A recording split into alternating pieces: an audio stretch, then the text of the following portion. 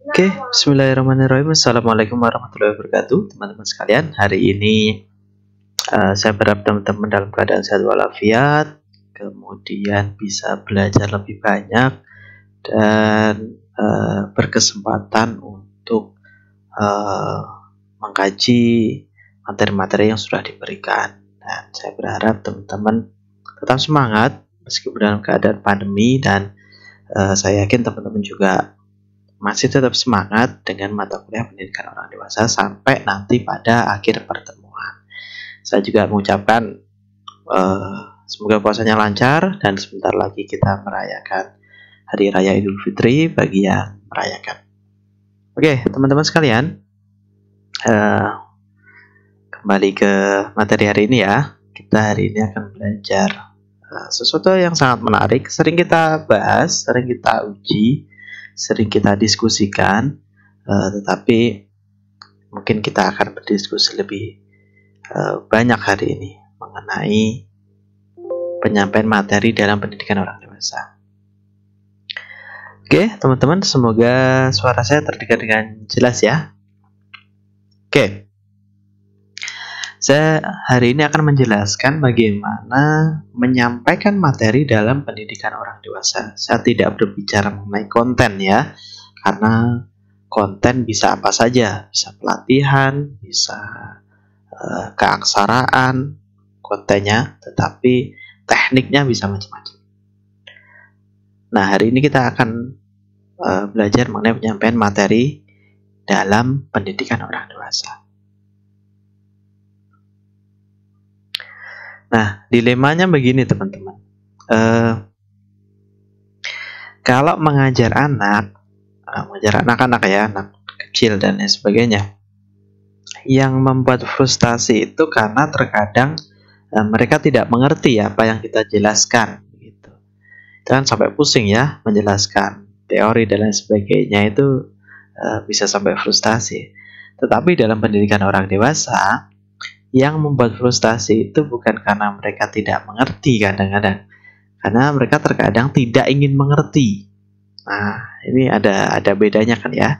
Kalau anak-anak bikin frustasinya karena mereka tidak mengerti, karena keterbatasan pemikiran, keterbatasan ilmu dan lain sebagainya. Tapi kalau mengajar orang dewasa, kadang-kala yang bikin frustasi ini adalah mereka tidak ingin mengerti, begitu.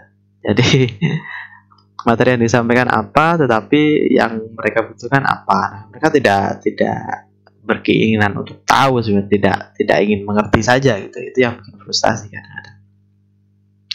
Nah, nanti kita akan bahas supaya tidak frustasi.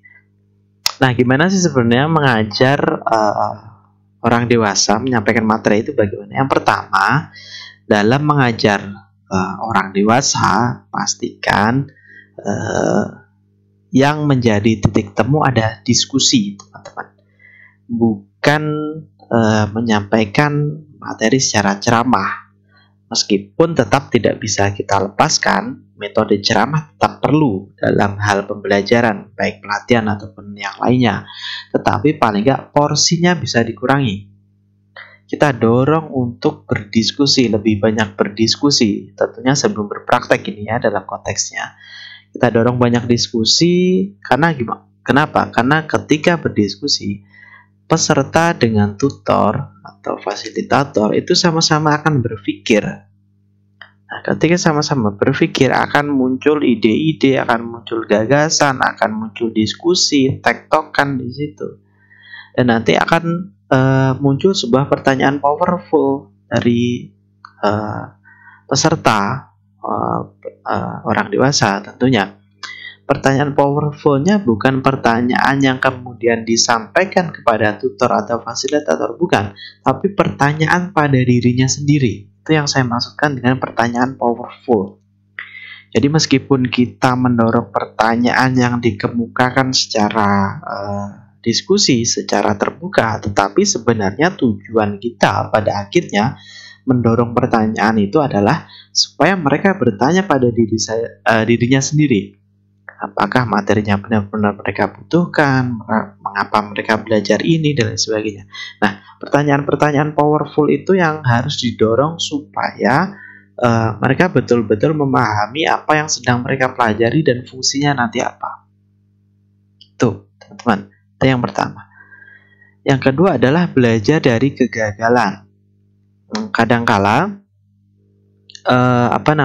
dalam sebuah diskusi, orang dewasa itu kan memiliki ego yang cukup tinggi ya, untuk beberapa orang dewasa, sehingga mereka akan menjadi stres, malu, kemudian tidak mau lagi mencoba ketika mengalami sebuah kegagalan. Fungsi fasilitator, fungsi teman-teman nanti ketika menjadi fasilitator belajar, pastikan teman-teman memberikan dukungan ketika gagal, ataupun ketika misalkan diskusi mereka memberikan pernyataan atau gagasan yang tidak cukup tepat begitu untuk materi yang teman-teman berikan, pastikan tetap memberikan kesempatan untuk memberikan argumentasi atau perbaikan. Biasanya kan dalam contoh nyatanya mungkin teman-teman bisa mungkin yang lain bisa memberikan gagasan, atau mungkin yang lain bisa membantu pendapat si X untuk disempurnakan. Nah, dengan bahasa-bahasa yang tidak menjatuhkan. Sekali lagi, mendidik orang dewasa yang memiliki ego yang sangat tinggi, jangan mematikan motivasinya dalam belajar. Nah, itu kuncinya ya. Gagal biasa, gagal mesti sering terjadi dengan tidak hanya orang dewasa, tapi pembelajar pada umumnya saja.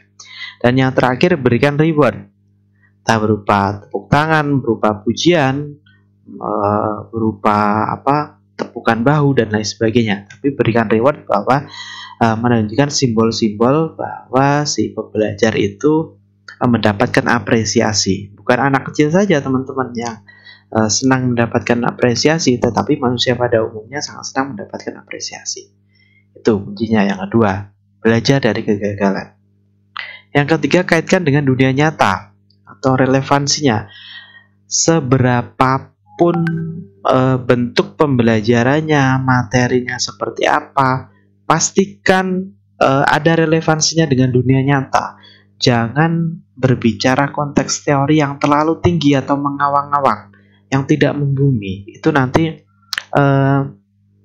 mereka akan bertanya-tanya, sebenarnya penting nggak sih materi ini saya pelajari, penting nggak sih sebenarnya, buat apa sih gitu. Kalau tidak teman-teman kaitkan dengan dunia nyata atau tidak ada relevansinya dengan apa yang mereka butuhkan, mereka akan abai terhadap materi itu. Karena buat apa belajar itu? Tidak ada manfaatnya untuk saya, tidak ada kepentingannya untuk saya gitu. Jadi pastikan konten materi yang akan diberikan kepada pembelajar yang orang dewasa memiliki kaitan atau relevansi dengan dunia nyata yang mereka butuhkan. Tuh. Yang keempat adalah jadi contoh yang baik, teman-teman. Jadi dalam pembelajaran orang dewasa mungkin teman-teman menganggap bahwa pembelajarannya akan biasa saja gitu. Maksudnya tidak seserius itu, tidak terlalu memperhatikan hal-hal detail. Tapi tidak, orang dewasa itu sangat memperhatikan hal-hal detail. Nah, jadi pastikan teman-teman memberikan contoh yang baik, ya, berikan umpan balik, berikan pengalaman yang baik, berikan tingkah laku yang baik, pastikan membuka dengan senyuman. Kemudian sebagai seorang manusia tentu kita punya masalah ya dalam kehidupan sehari-hari, tapi jangan sampai membawa masalah dalam forum belajar. Itu akan sangat memberikan dampak terhadap pembelajar yang lain. Gitu. Pastikan teman-teman menjadi role model, sebagai contoh, sebagai seseorang yang bisa menjadi panutan meskipun usianya menjadi sangat muda. Jadi kan nanti akan bertanya-tanya si pembelajar, si fasilitator saja yang masih muda bisa memberikan contoh yang baik, apalagi saya. Harusnya saya bisa lebih baik karena usianya jauh lebih dewasa. Nah, orang dewasa erat kaitannya dengan simbol-simbol seperti itu, teman-teman. Yang terakhir yakni memahamkan bahwa gagal itu biasa. Ini kaitannya dengan yang nomor 2 tadi ya, kaitannya dengan frustasi dan lain sebagainya. Pahamkan kepada pembelajar orang dewasa, gagal adalah hal yang lumrah. Tidak ada seseorang yang langsung bisa menjadi sukses tanpa ada perjalanan. Tidak ada seseorang yang bisa langsung skillnya terasah tanpa harus latihan. Jadi kalau ada gagal di sana sini dan lain sebagainya, itu hal yang biasa. Berikan penguatan, berikan pendampingan, berikan reward dan lain sebagainya. Jangan menganggap sebuah kegagalan itu menjadi hal yang berakhir begitu, segala sesuatunya, tetapi masih banyak hal-hal yang bisa dipelajari dari sebuah kegagalan tersebut. Meskipun terlihat egonya terluka atau egonya tergores dan lain sebagainya karena sebuah kegagalan, pastikan itu didampingi. Nah, selain 5 itu teman-teman, ini sebenarnya materinya sudah sampai 5 itu saja, tetapi ada beberapa hal yang mungkin perlu saya sampaikan berdasarkan apa yang menjadi pengalaman dari saya ya. Jadi ketika mengajar itu pastikan teman-teman itu usianya kan berbeda ya. Mungkin saja nanti teman-teman menemui sebuah kelompok belajar apapun itu usianya jauh di atas teman-teman. Pastikan kelas itu menjadi kelas yang relevan dengan keadaan mereka. Kalau teman-teman usianya 20-an kemudian mengajar pembelajar orang dewasa yang usianya mungkin sekitar 50-an tahun ke atas, pastikan kelas itu relevan dengan usia mereka. Ketika memberikan jokes, ketika memberikan informasi, ketika memberikan sebuah berita, jangan menggunakan sudut pandang teman-teman yang usianya 20-an, tapi gunakan sudut pandang mereka yang usianya 50-an. Nah, jadi kelas itu seperti tidak jauh berbeda begitu gapnya dengan antara fasilitator dengan pembelajar.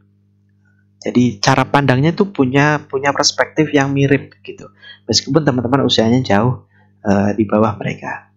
Yang kedua, mengajar adalah passion teman-teman ya. Jadi pastikan teman-teman dalam keadaan yang tenang, nyaman ketika mengajar. Jadi yang penting itu ketika mengajar itu bawaannya adalah bawaan yang positif gitu ya. Kemudian yang selanjutnya itu tadi tersenyum ya. Kemudian karena ini pembelajar orang dewasa, bukan seperti sekolah, bukan seperti lembaga formal, pastikan segala sesuatunya lebih fleksibel.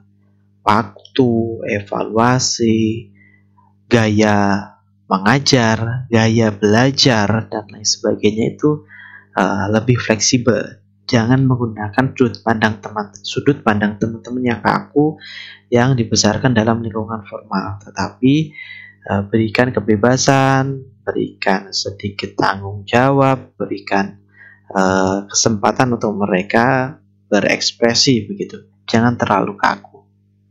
Kemudian bahas topik-topik yang sekiranya menarik bagi dunia mereka. Ya, sekali lagi jangan menggunakan sudut pandang Anda sebagai pembelajar yang usianya sekian, tetapi gunakan sudut pandang mereka. Kemudian ya yang terakhir itu sih, buat suasana kelas itu semenyenangkan mungkin. Jadi jangan tegang, jangan terlalu formal, jangan terlalu kaku dan sebagainya. Selain itu membuat bosan untuk kelas, itu juga menyebabkan suasana belajar itu menjadi tidak nyaman. Ada seperti yang saya sampaikan di beberapa pertemuan waktu yang lalu ya. Pendidikan orang dewasa pada intinya adalah bukan transformasi keilmuan, tetapi membantu pembelajar orang dewasa untuk belajar. Ya. Seni membantu orang lain atau orang dewasa untuk belajar. Poinnya di situ. Oke, teman-teman, saya kira itu ya. Semoga hari ini kita belajar lebih banyak bagaimana memahami orang dewasa dari konteks pendidikan.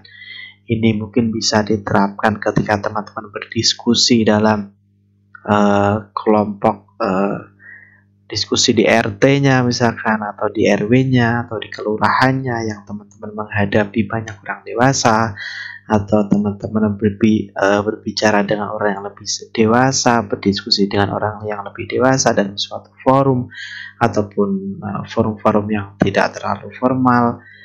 dan lain sebagainya ketika berinteraksi dengan orang dewasa. Karena segala sesuatu sebenarnya baik itu di lembaga formal, non formal atau informal, belajar itu tidak mengenal batas-batas itu. Belajar bisa dari siapa saja, bisa di mana saja. Semua orang adalah guru, setiap tempat adalah sekolah. Ya, saya kira itu teman-teman. Terima kasih. Semoga tetap sehat selalu, semoga tetap nyaman dengan pembelajaran dalam era pandemi ini. Terima kasih. Wassalamualaikum warahmatullahi wabarakatuh.